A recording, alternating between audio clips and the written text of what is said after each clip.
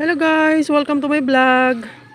And our vlog for today, ipasyal ko kayo guys dito sa aming prutasan. Ito yung mangga, yung tinatawag nilang Carabao mango. Ayan, bagong harvest lang yung kanyang bunga nito guys. At meron din kami mga Indian mangoes. Ayan, mga Indian mangoes yan. Pati ito, nasa tabi ko. Indian mangoes. Tapos itong malaki ang Carabao mango. At sa unahan, meron din doon na isa pang Carabao mango. At meron kaming avocado. Dito namin pinitas. Ayun, nasa gilid siya ng guys. Nasa gilid lang siya ng mangga. Ayan, ayan ay avocado tree. Ayan. Ayan, medyo magkasama kasi yung kanilang mga puno. Kaya hindi masyadong kita. Ayun yung puno niya doon sa baba. Maliit lang ang puno niya pero marami din naman siya naging bunga. Ayan, at ito yung aming tanom ng aming tatay. Ayan. Ito ay medyo mabababa lang silang klase na nyog. Kung tawagin dito sa Cebu ay bilaka. Ayan, at samahan nyo kami guys, mangunguha kami ngayon ng buko ng aking kapatid na si Grace Colley Channel. Ayan, ihalo namin yung buko sa sa cassava. Gawin naming suman. May kunting bunga pa nga yung avocado eh. Medyo hindi pa sila na ubos pitasin. Yung mga huling bunga. Hindi lang siya ganong kita. Kasi nakadikit, yung puno niya nakadikit sa malaking mangga.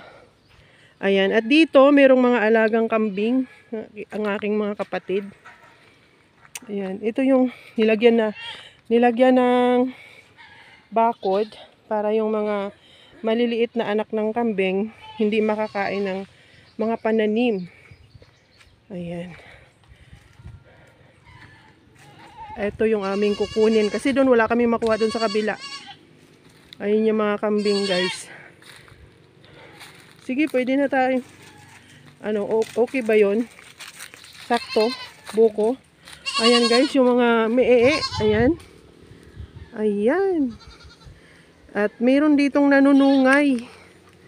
Yung dalawang itim. Yan, dalawang itim na mga anak sila, wala pa silang tali. Yung mga nakatali, mga nanay nila. Eto, ayan, sumalubong yung isa. Pero yung nanunungay dyan, ito.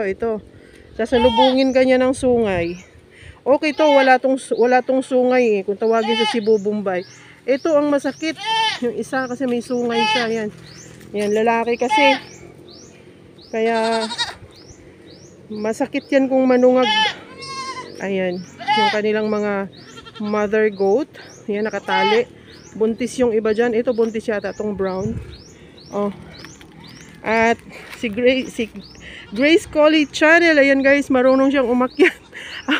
Ako hindi ko na kaya umakyat. Dahil mabigat na yung aking katawan.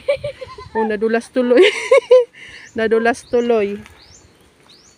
Medyo mahirap kasi umakyat guys. Dati, nung payat ako, marunong akong umakyat.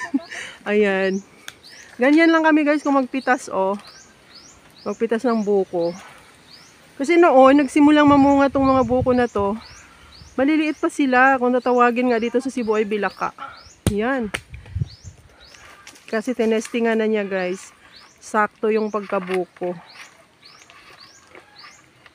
Sakto yung pagkaano niya.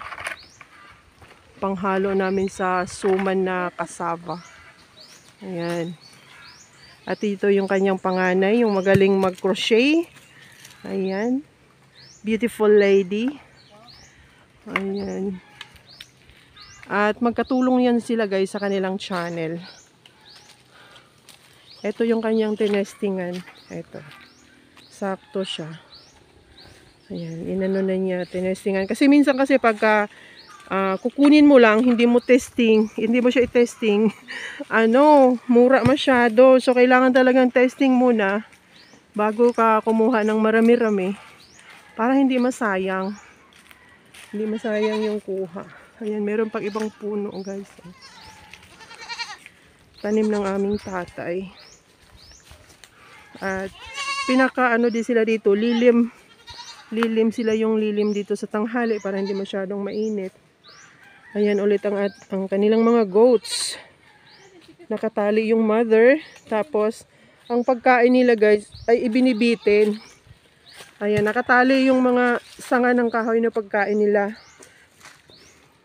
At ito yung mga pinagkainan ng mga kambing. Ayan. Pwede rin siyang gawing pangpaningas pag nag-ano ka ng apoy. Kasi ang gamit namin dito, mayroon kaming firewood sa pagluluto, panggatong. At pag madalian na luto, ayun, gumagamit ng gas. Pero mas masarap talaga yung luto sa panggatong guys, mabango yung kanin. Ayan, ang mga goats. At meron kang maririnig na tamsi, bird sounds. Mga cute lang na ibon yan guys. Ayan, marami silang klase. Ayan, lumapit pa sa akin, nakakatuwa. Umano siya sa niyog, humapon siya sa niyog. Para daw mas klaro daw yung ano niya, tweet niya. Ayan, hindi ko na masyadong pakahabaan guys. Salamat sa pagsama nyo dito sa amin, sa aming munting prutasan. Ayun, sa kabilang side, meron pa ding mga ibang puno ng avocado doon. Pero doon banda, so kailangan nating maglakad pa. So, sa susunod ko na lang kayo i-tour doon. Thank you so much for watching. Mega love shout out to all my channel members, super supporters, at sa lahat na tumatangkilik sa aking channel. Thank you so much guys. Mega love shout out sa lahat.